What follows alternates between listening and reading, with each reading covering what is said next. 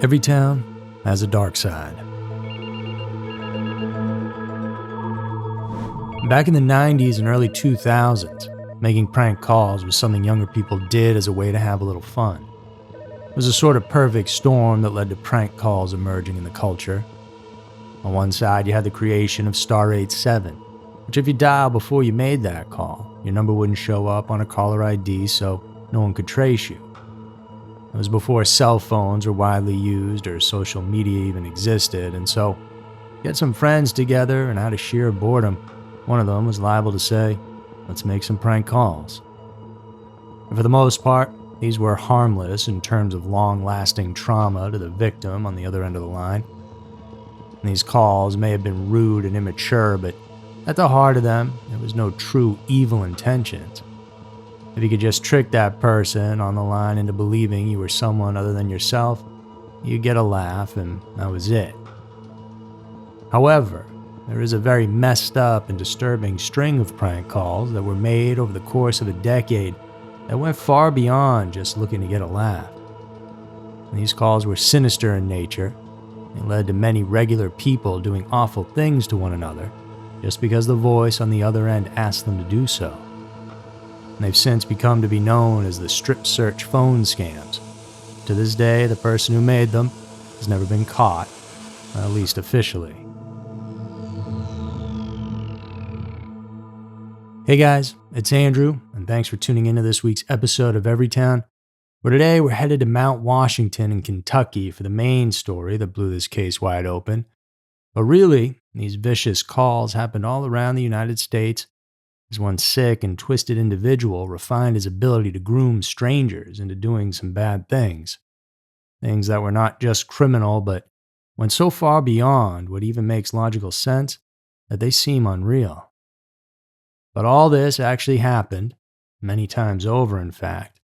And likely there were other incidents as well that we'll never even know about because the victims were just so embarrassed by what they had done.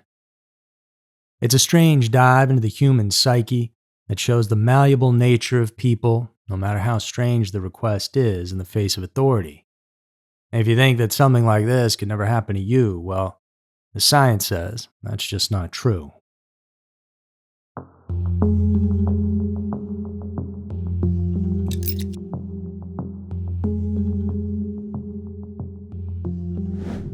Mount Washington, Kentucky sits around 20 miles south of Louisville. It is your typical small town USA type of place, filled mostly with honest, hardworking, everyday Americans. One of them was Donna Summers, manager at the local McDonald's in town. Her days were busy and often hectic. If you've ever worked in the food service industry, then you know that everything moves fast. In her day-to-day, Donna was dealing with deliveries, the reliability or lack thereof of her young staff, and the rushes during breakfast, lunch, and dinner time. Her objective was always to keep things together moving forward, and just make it through to the next day with the least amount of interference and hassles. And Friday, April 9th of 2004 was no different than any other day. That is, until Donna received a phone call. In her office, she picked it up, and on the other end was Police Officer Scott. He was investigating a theft that had occurred at her restaurant. A customer had been in earlier that day and said that one of the workers, a young white woman with blonde hair, as he described, was the person believed to be responsible for the crime. To Donna, Officer Scott was describing one of her cashiers, 18-year-old Louise Ogborn, who was working that day. But the reality was that the quote-unquote officer was just describing a generic type of person. In other words, go into any Middle America fast food restaurant, and chances are there's a young blonde girl working there. Officer Scott told Donna that she needed to bring Ogborn into the back room, essentially apprehend her until officers could arrive. He made sure to let Donna know that she was really helping out the police by doing so and that he and the other officers appreciated it.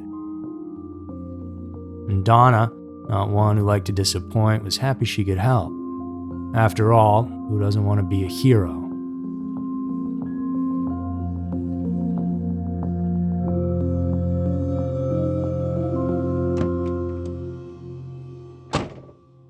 Once in the room, isolated from the hustle and bustle of the restaurant, playing to Donna's ego and the power she held as a manager, Officer Scott asked her to go a step further.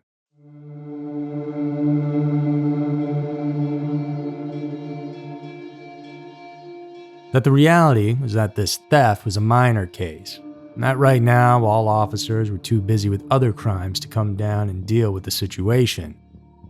Donna empathized with being busy on the job, and so Scott's request was simple. He needed Donna to perform a strip search of Louise in order to see what she was hiding on her person, and then take her clothes to her car so that the police could dig into them further once they eventually got the chance to get down there. But in reality, this physical separation of Ogborn from her clothes and presenting them as important evidence was only implemented so that she couldn't easily put them back on. They wouldn't be right next to her.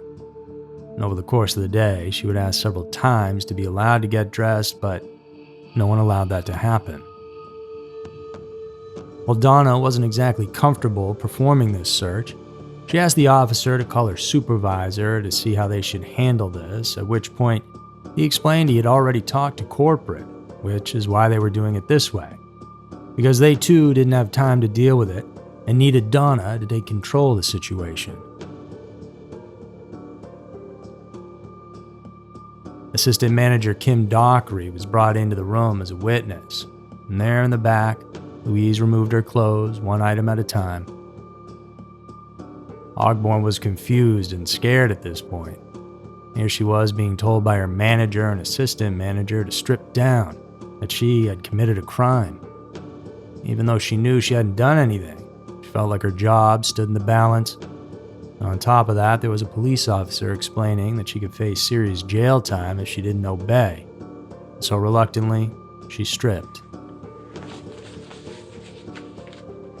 Everything came off, including her underwear. Donna said she didn't see any stolen items, and this entire scene unfolded before the security cameras, so it was all caught on tape. They then gave the poor girl an apron. Officer Scott explained that the investigation wasn't over, though. The dinner rush of patrons was pouring in, and Donna and Kim needed to get back to work behind the counter. So Scott asked if they could put someone else in charge that they trusted. They grabbed a young cook, Jason Bradley, from the kitchen and had him take over the call. He was instructed by Donna to do as the officer told him. He walked into the back room to find his coworker completely nude except for that apron and immediately didn't want anything to do with this. When he picked up the phone, Officer Scott asked him to remove the apron and tell him what he saw. And Jason just put the phone down and walked out of the room. He wasn't taking part in this. Donna needed all her coworkers to be out front, so after that, she reached out to the person she trusted most in this world, her fiancé, Walter Nix. He came down, and for the next 2.5 hours, he would be back there on the phone as he watched over Louise.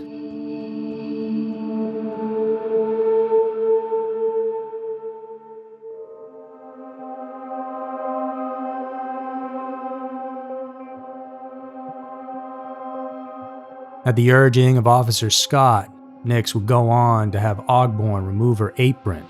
He coerced her into performing physically exposing acts, including dancing and jumping jacks. As part of the alleged search, Nix escalated his demands, instructing her to engage in invasive actions and display herself to him. He further demanded physical affection, kisses, and sitting on his lap. Upon her resistance, he resorted to physical acts like spanking her until she complied. All this was done at the instruction of Officer Scott, using Nix as if he were his puppet. Ogborn at some point began fearing for her life in this situation that was so surreal. She got to the point where she thought if she didn't comply, her life would be over. Eventually, she was coerced into performing sexual acts on Nix. During brief intervals, when Summers re-entered the office, Ogborn was directed to conceal herself with the apron, adhering to the caller's manipulative instructions. Following Nix's departure, under the guise of compliance with the caller's conditions, he would go on to tell a friend shortly after that he thought he really messed up.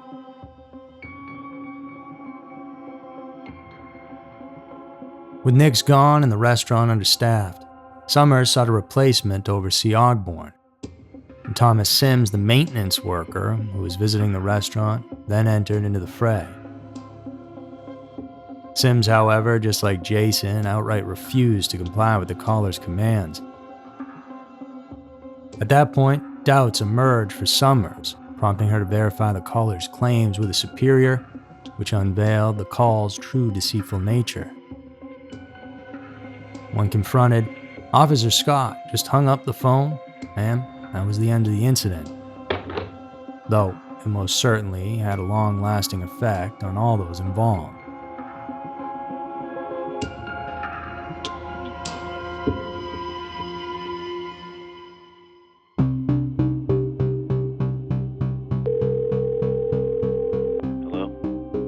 The real police were contacted, and the story revealed was one that everyone found hard to believe, and yet there it was, all caught on camera for them to see. In trying to track down the caller, it was then that they discovered this wasn't the first incident like this to have happened, not by a long shot. Going back 10 years to 1994, there had been a series of these calls being reported all across the United States. They always occurred in small-town America. Perhaps the caller felt people there were more easily manipulated. And sometimes they happened at grocery store chains, but mostly they were fast food restaurants. They always followed the same pattern, the same as the incident that took place at the McDonald's in Kentucky, where the man pretended to be an officer of the law and someone who had power over them. There were varying degrees of success in these incidents, I guess if you want to call it that. And sometimes people would hang up almost immediately, and sometimes people just obeyed.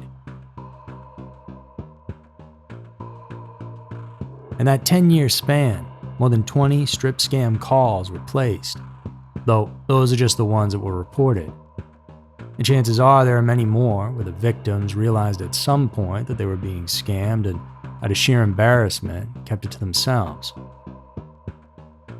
Though how far those situations went and how many happened is anyone's guess.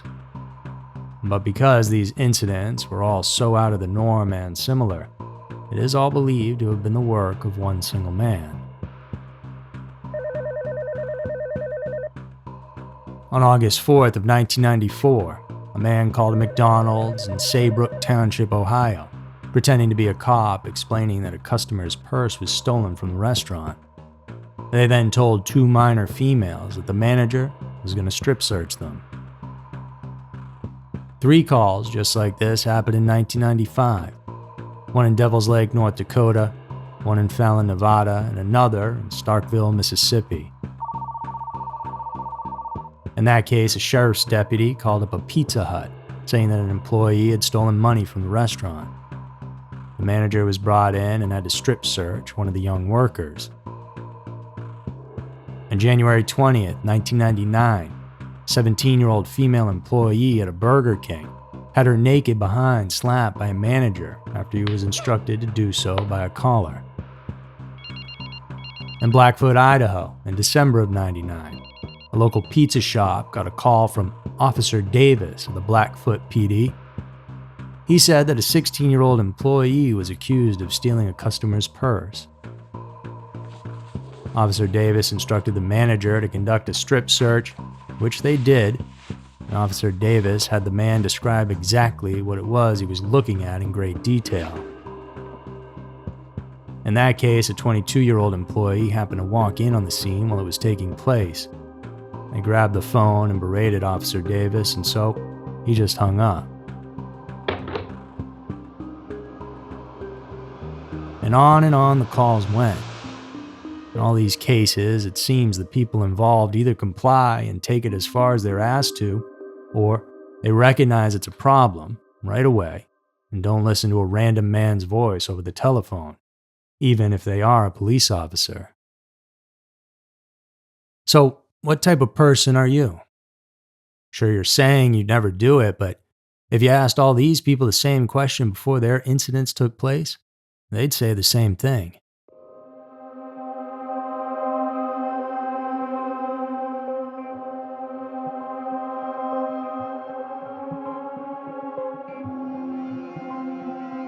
Maybe there's a part of these managers that actually enjoyed doing what they were told. Submissive tendencies, I believe it's called. Perhaps they're simply just not all that intelligent. Can't tell a scam from a real call. Whatever the exact reason, it's going to vary from person to person, but you'd be surprised at what people will do when faced with the perceived threat of authority. And most just comply and do as they're told, not wanting to rock the boat. There's been a lot of tests and data to back this up. The Milgram shock experiment, for example, from 1961, set out to see just how far a person would go in obeying instructions that involved harming another person. They had a wide range of people from all different backgrounds come in. They would be paired off with another individual in order to conduct the experiment. One would be the teacher, the person in charge of inflicting pain, and the other, the learner, the one receiving the pain. They drew straws to see who would get each role, only it was rigged. The learner was a paid actor, which meant that each teacher was always the real person in the experiment. Essentially, the learner had to recall words from a list, and each time they were wrong, the teacher was instructed to give them an electric shock. And the shocks range from 15 volts, which is mild, to 450 volts, which could actually cause death. The learner, who was an actor, was never actually harmed, but the teacher thought they were and could hear them screaming in pain each time they gave a wrong answer. And under the guidance of being told simply that they must continue with the experiment and get the learner to give the correct answer, 65% of the participants ramped up to 450 volts, knowing they might seriously harm the learners, if not kill them. And every single one of the participants at least went over 300 volts. The Stanford prison experiment is another one where regular people were split into two factions, guards and prisoners, the only objective being to not let the prisoners escape. And over the course of a week, the guards gradually became more brutal to inmates. The inmates just took the punishment, becoming totally submissive, even though none of it was real. In other words, why would they allow it to continue when it's all just an experiment?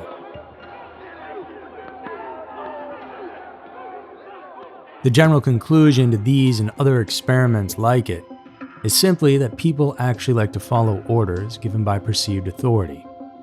That obedience is actually ingrained in the very fabric of who we are, which actually makes sense from a survival and evolutionary standpoint. Think back to when we were just hunters and gatherers. In order to survive, you needed to be with a group of people. It was impossible to do everything on your own. And in order to work together, there has to be some form of hierarchy. For that to work, people need to fall in line, hence our obedient nature.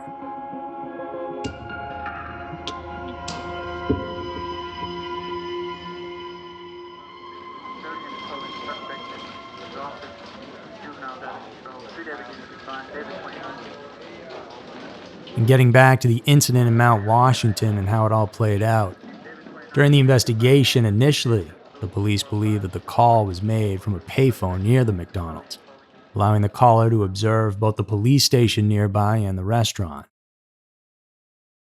However, it was later discovered that the call actually came from a supermarket payphone in Panama City, Florida.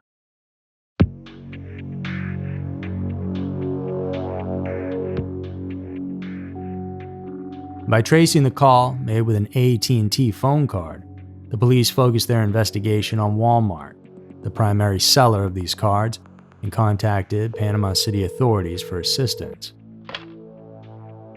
The investigation then gained momentum when they located surveillance footage showing the individual who purchased the exact phone card used in the Mount Washington call. The footage from Panama City showed the buyer dressed in a correctional officer's uniform from Corrections Corporation of America, a private security company. Ultimately, they were able to identify the man as David R. Stewart, a married correctional officer with 5 children, as the suspect.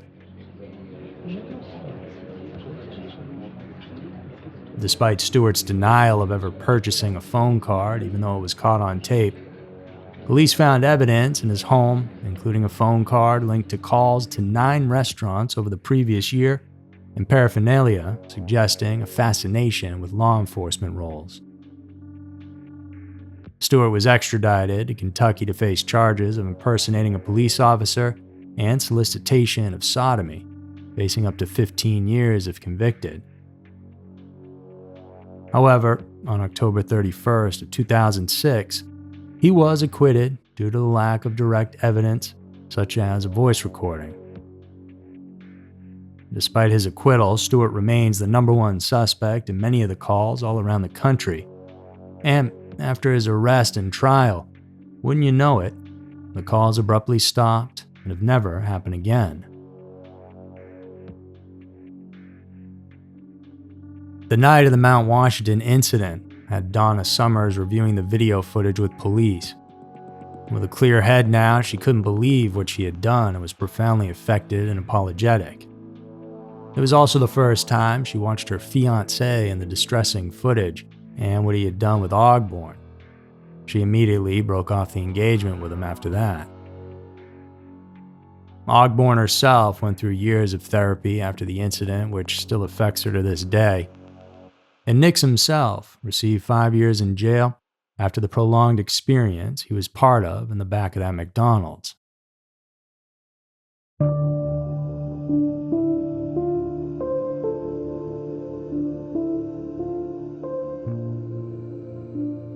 Now, whether it was Stewart who made the calls or not, technically, we don't know for sure. And while it's beyond messed up what the caller did in these situations, you can sort of understand the motivation. Above anything else, it really comes down to power, feeling godlike and having the ability to make people do things you tell them to. Occupations, like a police officer, tend to attract those with a desire to be in charge. And sometimes they can't get it anywhere else but in that profession. For someone like Stewart, he had a security guard who desperately wanted to be a police officer and in charge, so you could see how he made his way to calling up stores, pretending to be exactly what he wanted to be, and doing what he did. Prank calls have definitely gone out of style nowadays, but human nature will always exist, which means there will never not be predators looking to take advantage of people who will obey. The means to accomplishing this has just changed now as technology continues to evolve, and it truly is something for all of us to be aware of, because we're teetering on the edge of having our lives flipped upside down every single day. And we of course think it will never happen to us, that we're smarter than that, and yet we all get calls from unknown numbers, emails looking for our password information, and behind each one of those is a chance for it to actually happen. And some scammers want money, others want your data, and some just want access to a young person's photos. And whatever it is, it's all about power. So stay vigilant out there, and remember, just because someone says something is urgent and that you need to listen to them, doesn't make it so.